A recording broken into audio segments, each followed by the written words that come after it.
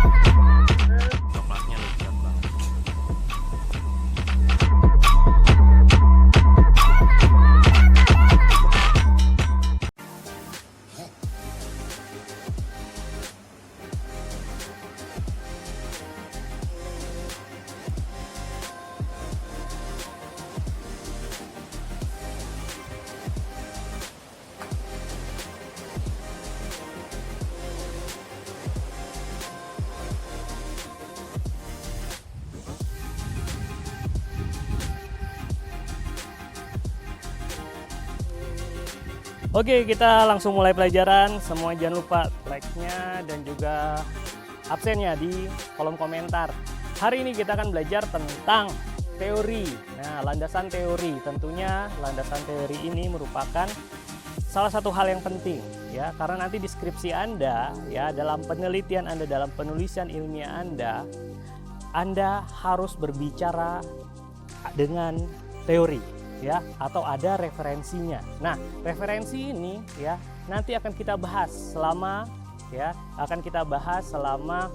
materi untuk kuliah kali ini. Oke, kita langsung aja masuk landasan teori pertemuan keempat metodologi penelitian dari Institut Teknologi PLN Jakarta bersama saya Andi Maklau.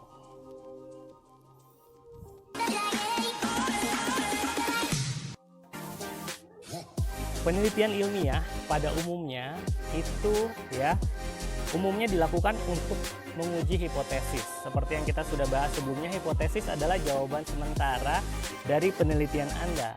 Ya, hipotesis bisa salah, boleh salah atau bisa benar.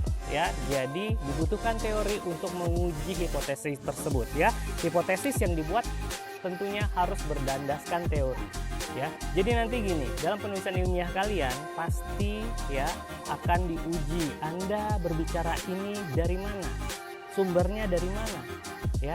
Jadi untuk menyelamatkan Anda nanti pada saat sidang adalah kita harus menyesuaikan tulisan kita berdasarkan bukti-bukti yang ada. Teori itu bisa dapat dari mana sih?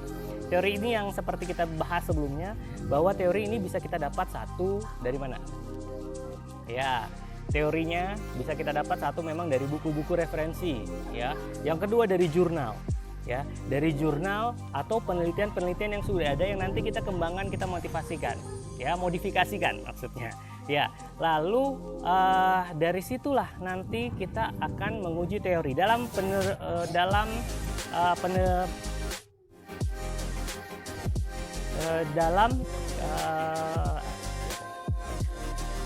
dalam episode sebelumnya, dalam metodologi penelitian Anda sudah saya ajarkan untuk skripsi seperti apa ya, tesis seperti apa kedalamannya, dan juga S3 seperti apa. Nah, disinilah nanti kita akan uji teorinya.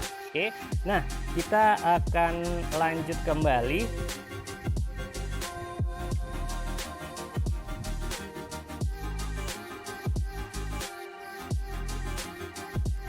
Oke, nah kita akan membahas tentang fungsi dan juga landasan teori. Nah, landasan teori sekurang-kurangnya ada 3 manfaat ya. Yang pertama, memperdalam pengetahuan tentang bidang yang diteliti. Tentunya Anda ketika meneliti pasti seperti yang saya bilang pada episode pertama bahwa Anda harus fokus ya. Anda harus fokus dalam penelitian Anda, sehingga ya penelitian Anda itu tidak melebar kemana-mana, dan untuk fokus ini dibutuhkan landasan teori tersebut ya, memperdalam tentang bidang yang diteliti. Yang kedua, ya, kita membahas untuk mengetahui hasil-hasil penelitian yang berhubungan yang sudah pernah dilaksanakan.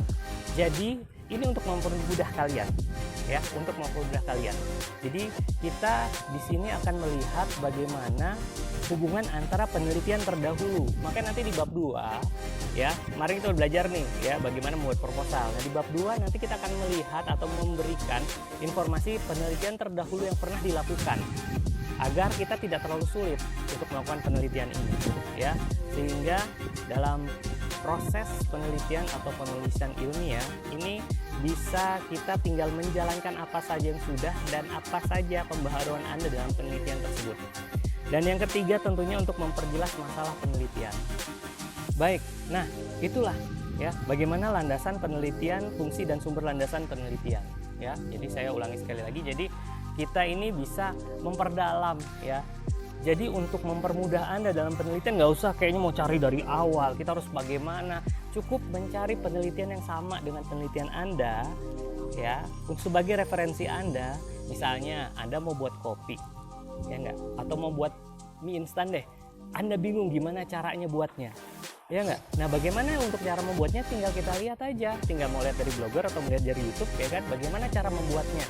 Setelah Anda mengetahui bagaimana cara pembuatan mie instan, tinggal Anda melakukan modifikasi apa kebaharuan dari penelitian Anda, ya. Apakah misalnya Anda mau membuat penelitian mie instan dengan telur terenak, iya, ya nggak? Telur kan macam-macam, ada yang dikocok, ada yang setengah matang, ada yang matang. Nah, dalam penelitian Anda seperti apa? Dalam referensi terdahulu atau teori yang terdahulu dibutuhkan misalnya ya, kita panaskan airnya hingga mendidih ya teorinya. Setelah itu masukkan mie-nya ya, lalu kita taruh telurnya dan kita masak hingga matang. Nah, sekarang Anda masuk ke penelitian Anda ya. Jadi Anda mau melakukan perbedaan atau ingin melakukan pembaharuan berdasarkan teori yang tadi sudah kita dapat. Sekarang Anda membuat ATM, amati, tiru dan modifikasi. Nah, itulah penelitian Anda. Anda mengambil teori yang kemarin ya, teori yang terdahulu bahwa siapkan air panasnya, setelah mendidih masukkan mie-nya dan masukkan telurnya. Untuk sekarang Anda melakukan perbedaan. Untuk yang pertama, langkahnya Anda ikuti langkah yang di awal, yaitu Anda memasak air hingga mendidih. Setelah itu Anda mie-nya itu tidak Anda rebus, Anda ini pembaharuan Anda ya. Teori yang kemarin seperti itu, tapi ini kan harus direbus. Tapi ini Anda melakukan modifikasi bahwa tidak direbus. Jadi mie-nya taruh di dalam mangkuk ya, lalu ditaruh telurnya ya, dibuka dan ditaruh telurnya di sana. Setelah itu kita siram dengan air mendidih hingga mie dan telurnya itu matang. Nah, itu pembaharuan Anda. Nah, itu adalah fungsinya. Jadi nanti ketika Anda ditanya, Anda dapat teori dari mana? Sembarangan aja nih Anda pakai air panas. Nggak bisa dong kalau misalnya bukan pakai air panas atau pakai air apa, atau pakai air teh atau pakai air apa.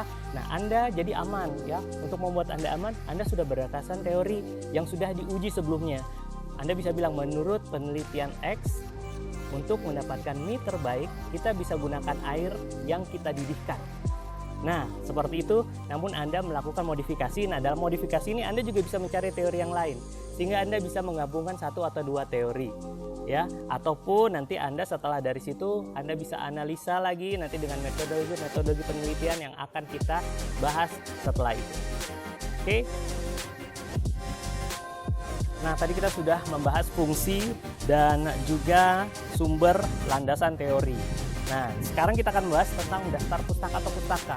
Ada beberapa tipe pustaka ya. Pustaka yang merupakan sumber-sumber teori dapat diperoleh dari dua sumber ya. Yang pertama adalah dari laporan-laporan penelitian ya, seperti abstrak, jurnal ilmiah, tesis, disertasi, dan laporan penelitian yang lainnya. Dan yang kedua, Anda juga bisa dapatkan dari textbook. Ya, ini adalah teori-teori Anda. Anda bisa mixkan, tapi ingat sejurusan. Ya, harus se-inline atau inline ya, atau sesuai dengan topik penelitian Anda. Jangan sampai melebar ya. Nah, teori yang diperoleh dari laporan-laporan penelitian sering dikelompokkan ke dalam subtopik atau tinjauan studi atau review of related studies. ya. Dan bab ini tentang landasan teori pada laporan penelitian. Nah, perlu diingat ya, apabila teori diperoleh dari buku-buku teks, ya, akan dikelompokkan dalam subtopik tinjauan pustaka. Ingat ya, jika teori diperoleh dari buku-buku teks akan ya dikelompokkan dalam subtopik tinjauan pustaka atau review of related study, ya. Oke, berikutnya kita akan melihat ya. Setelah itu tadi kita akan sudah lihat pustakanya seperti apa ya. Nah, jadi ingat ya, kita sudah mempelajari ada dua nih. Teori yang diperoleh dari laporan itu namanya tinjauan studi ya. Yang kedua, teori yang diperoleh dari buku-buku teks itu dinamakan tinjauan pustaka.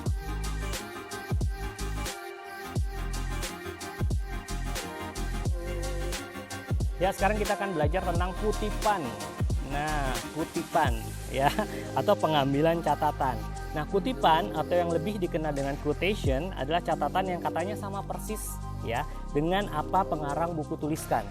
Ya, catatan ini disalin dengan menggunakan kutip ya, kutip, buka dan tutup. Oke. Nah, yang kedua ada parafrase. Parafrase ini merupakan kegiatan pembaca menyusun kembali pemikiran si pengarang tentang apa yang dia baca dengan menggunakan bahasa sendiri. Jadi nanti untuk menghindari plagiatisme ini juga Anda bisa lakukan. Anda memparafrasekan kembali ya, membahasakan kembali apa ide gagasan dari penelitian sebelumnya ya, sehingga bisa diartikan tapi jangan merubah arti. Ya, seperti itu. Dan yang ketiga ada ringkasan atau summary ya. Summary atau ringkasan merupakan sari dari artikel atau uraian yang dibaca. Nah, uraian yang begitu terperinci diringkas ke dalam satu konsep yang hanya terdiri dari beberapa kalimat. Dan yang terakhir ini ada evaluasi pembaca. Nah, evaluasi pembaca ini menginterpretasikan apa yang dia baca dan juga dengan memberikan komentar ya. Jadi misalnya apa yang dibaca lalu kita memberikan komentar ya dari bahasa kita sendiri. Nah, gimana sih cara mengambil kutipan ya? Kutipan yang Anda kutip ya, yang diambil itu tidak lebih dari 250 kata atau ya tidak mengambil 250 kata secara keseluruhan atau tidak melebihi dari 5% dari panjang tulisan yang Anda kutip. Oke. Berikutnya, menyalin hasil karya seni ya, mengambil hasil karya seni ya termasuk grafik dan bagian-bagian ya memerlukan izin dari pembuatnya. Ingat ya, kalau misalnya ada gambar harus disertakan sumbernya dari mana ya, atau harus minta izin juga. Misalnya Anda nanti mengambil data, mengambil gambar misalnya dari mana? Dari P2B, misalnya pembagian beban kan. Nah, di situ Anda minta izin, baru nanti Anda bisa tuliskan sumbernya. Oke. Izin yang diperlukan ya, izin tidak diperlukan untuk parafrase. Ya, namun parafrase harus benar-benar berbeda dari kata-kata sumber dan tidak artinya tidak melenceng. Oke. Lalu sumber-sumber di mana kutipan maupun parafrase yang diperoleh harus disebutkan. Jadi sumber yang lain, kutipan yang lain itu harus disebutkan. Ya. Sumber di mana kutipan maupun parafrase diperoleh disebutkan. Jadi kalau misalnya Anda parafrase nggak perlu izin, tapi harus Anda sebutkan sumbernya. Oke.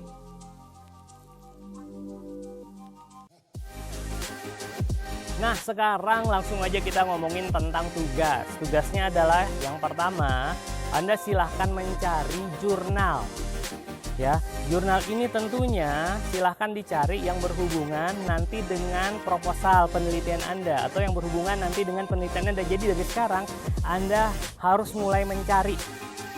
Ya, Anda harus mulai mencari ya sumber ya yang Anda gunakan. Jadi silakan cari jurnal ya yang berkaitan dengan nanti yang apa Anda tulis ya.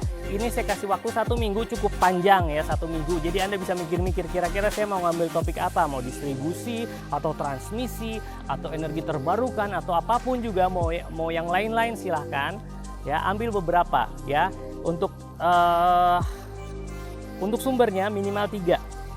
Oke, itu yang pertama ya. Jadi Anda cari 3 jurnal yang berhubungan dengan materi atau dengan topik penelitian Anda. Terus berikutnya yang kedua ya, Carilah penulisan sumber catatan yang diberikan berdasarkan aturan APA atau American Psychology Association.